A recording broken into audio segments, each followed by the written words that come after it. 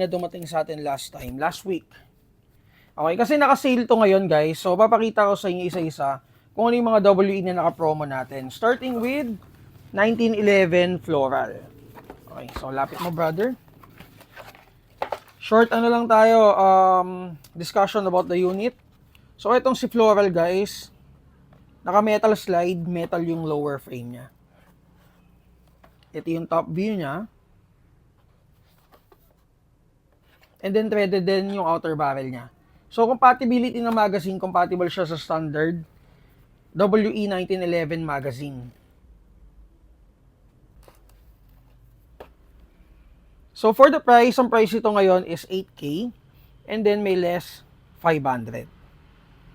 So check nyo na lang dun sa drive natin or sa My Day natin guys, My Day natin yung mga WE natin na naka-promo ngayon.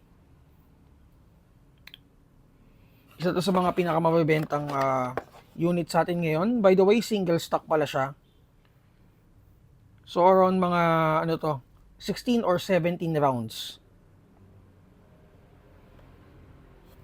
Okay, so next, mamaya natin siya i-test para makita nyo kung ilang FPS. Ano lang naman to lahat to nasa 300 to 350 FPS out of the box. Ang mga WE na malalakas yung FPS, yung mga Dragon, yung mga 7 inches Dragon, IRX, yun yung mga malalakas. Pero ito mga ipapakita ko sa inyo, mga nasa 300 to 350 to out of the box. Next natin is the 19VX Gen 5 crossover. Ito siya guys. So crossover siya ng 17 at saka 19. Gen 5. So guys, makikita nyo may serration siya dun sa may sa likod. Naka U-type sights. Metal slide, polymer frame. So for the Glock units, mga Glock units natin is naka metal slide, polymer yung lower frame. And then yung grip niya is may groove. May kasama na rin siyang grip extender.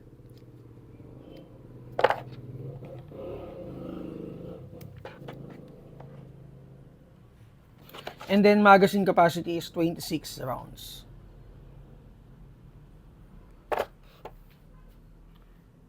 Okay, so black lang yung dumating sa atin ngayon. Nakalimutan ko na yung price. So for the price guys, check nyo na lang sa G-Drive natin.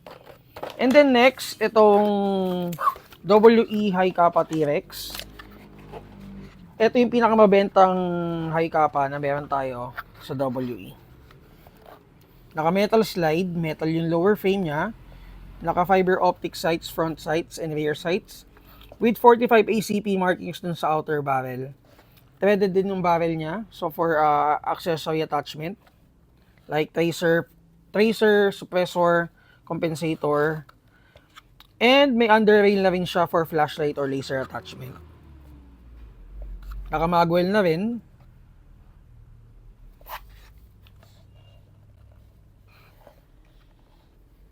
Okay, so itong unit na to guys is semi-auto lang. May version to na full auto, which is wala pa tayong stock.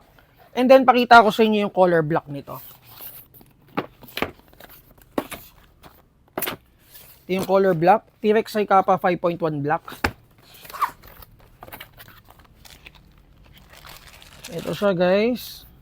So for WE new batch, yung mga new batch natin ng WE guys, may stickers sila lahat dito sa likuran. Naka fiber optic sights, front and rear sights, 45 ACP markings dun sa outer barrel. Itong basa-basa na nakikita nyo, silicone yan.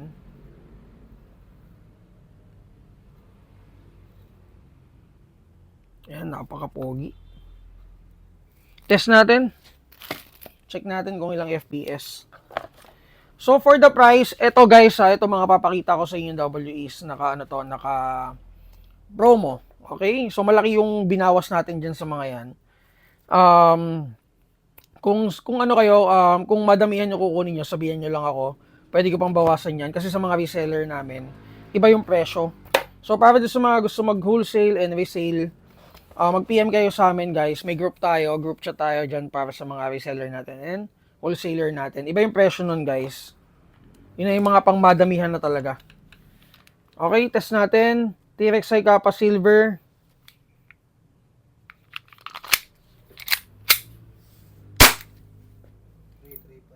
$335.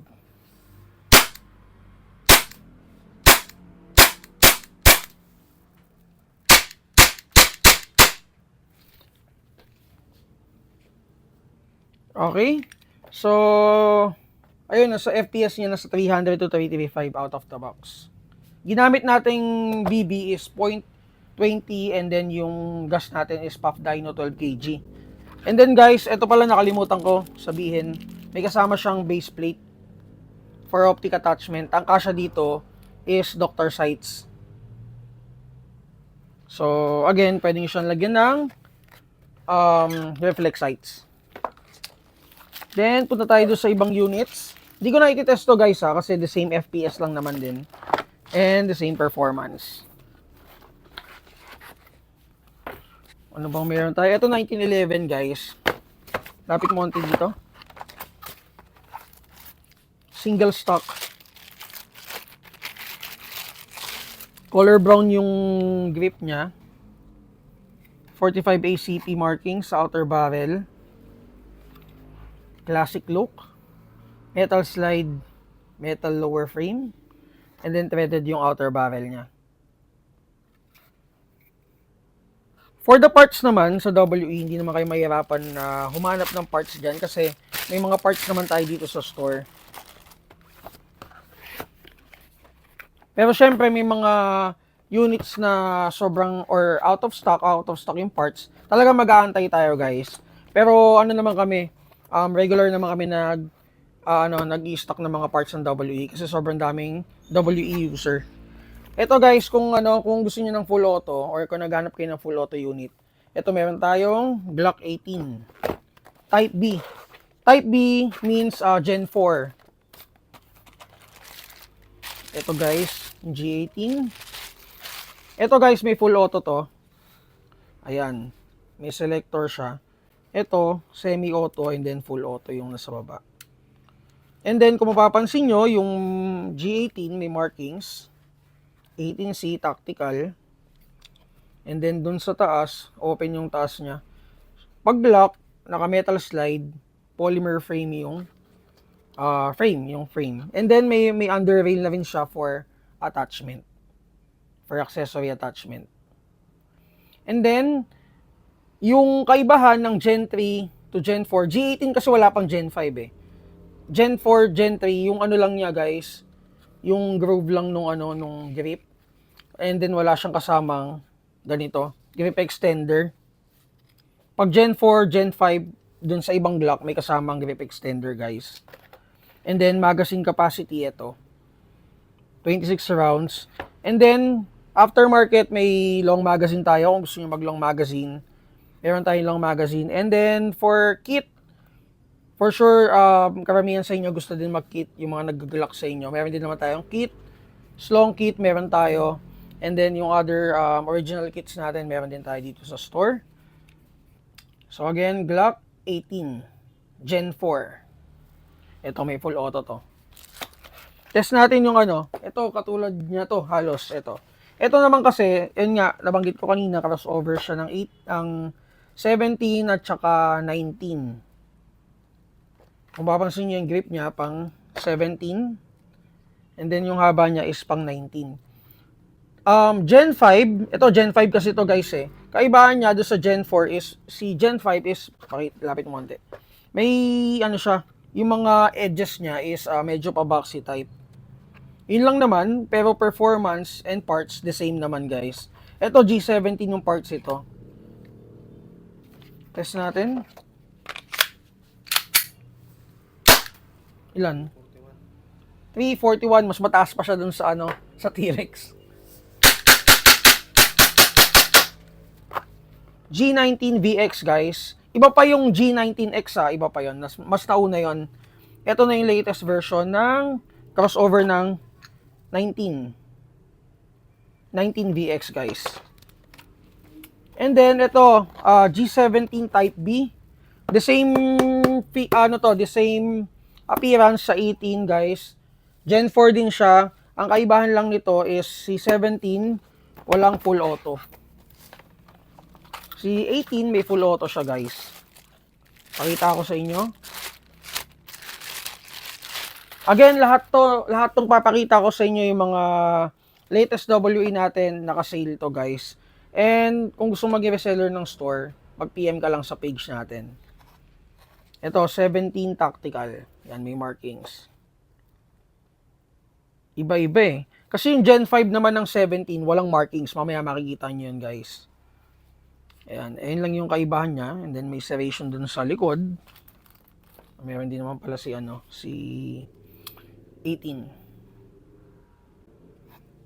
Ito walang full auto. And for the parts guys, magkaiba ang 18 sa 17, okay? So for 18 may full auto siya, mas madami siyang moving parts and small parts, mas madami siyang small parts. Yung sinasabi nilang sirain, hindi naman literally mabilis masira. Pero mas mabilis yung wear and tear niya since yung mga parts niya is mas madami siyang small parts comparing it with the 17. Ayun nga, nabanggit ko ulit na mas madami siyang moving parts din. Okay. So, yun yung sinasabi nilang pag yan, full auto yan, mabilis masira yan. Pero hindi naman literally masisira agad. Okay? Again, 17, Type B, Gen 4 guys. And then, pakita ko naman sa inyo guys yung Gen 5, ito. Yung iba, prefer nila si Gen 4 kasi, yun nga, si WE kasi guys, wala siyang markings. May mapapansin nyo naman, yung mga Glock natin, walang markings. Pero si Gen 4 guys, nakita nyo kanina may markings yung 17, 18. Pero yung katulad nung kay Umarex, kung familiar kayo kay Umarex, yun kasi, bumili sila ng license ni Glock. So, kung ang hanap nyo or ang habol nyo is yung realism nung unit, go kayo kay Umarex guys. Pero kung performance, pang plinking, nagsisimula pa lang kayo sa hobby, ito yung mga nire-recommend namin dito sa store. Kasi nga, si WE guys is one of yung reliable na pistol or GBB na meron tayo sa market. And syempre, mas madami siyang parts. Kaya hindi matitenga yung mga units nyo. And at the same time, syempre, importante syempre reliability ng unit. Malakas din yung blowback ni WE guys. Nakita nyo naman kanina. Kasi may mga unit talaga na kahit na high-end guys, pagod talaga yung pagod yung blowback nila. May mga ganong unit. Si WE guys, malakas yung nakalimutan ko tuloy. Yung blowback niya, and mafe-feel mo talaga na GBB yung gamit mo. Okay, ito guys, G17 Gen 5 black.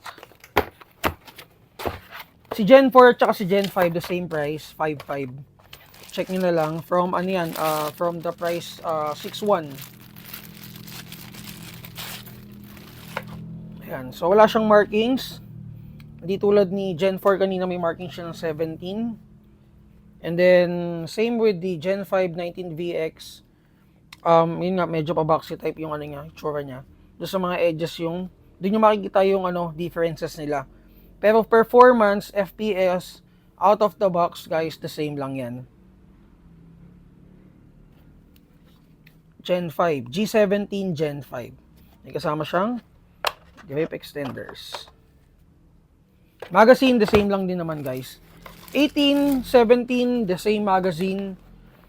19, okay lang din naman. 19X, okay lang din naman. Then, punta tayo dito sa dalawang high kappa na meron din sa WE. 5.1 Type R and 5.1K.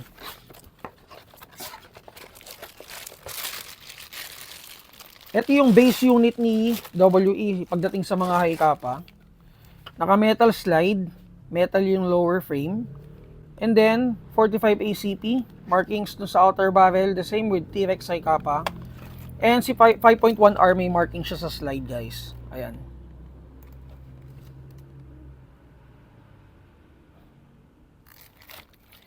Etong dalawang to, 5.1R and 5.1K, may version din sila na full auto. Kung naghahanap kayo ng high kappa na may full auto, guys, pwede rin naman to. Ayan, 2011 markings. Price ito is 6K. And then, nag-less tayo ng 600. So, 5.4 na lang siya ngayon. Yung sale natin for this WE units hanggang sa maubos sila. Hanggang sa maubos yung, yung stock natin. Ito yung sites.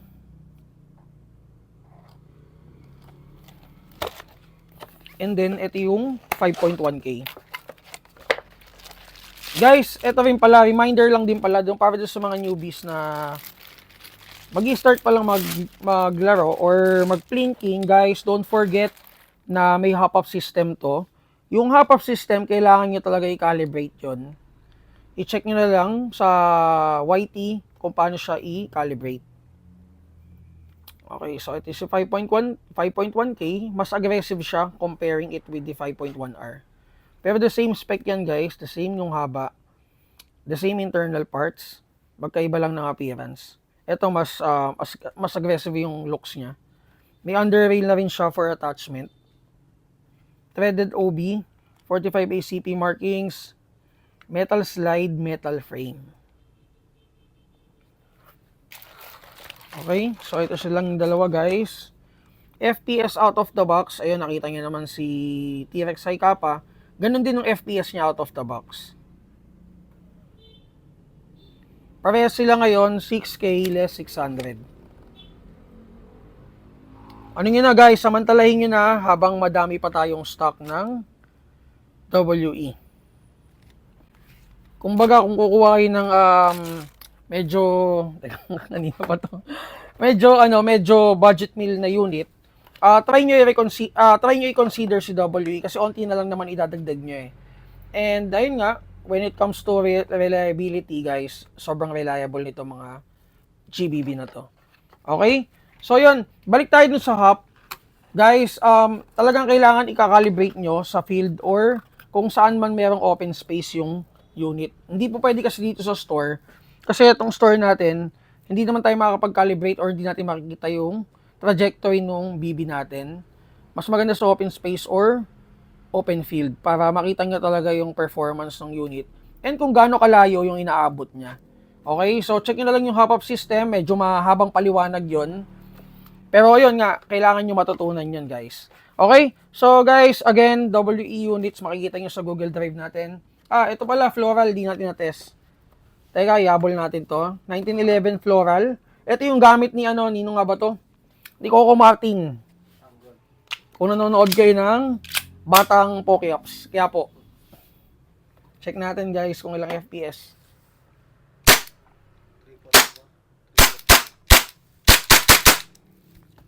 $1911 floral. So guys, ayun. Again, guys, itong mga WE na to, ito yung mga naka-promo natin. Next week, try natin mag-promo ulit tayo ng mga iba pang units. And ayun, kung may tanong kayo guys regarding units, mag-PM kayo sa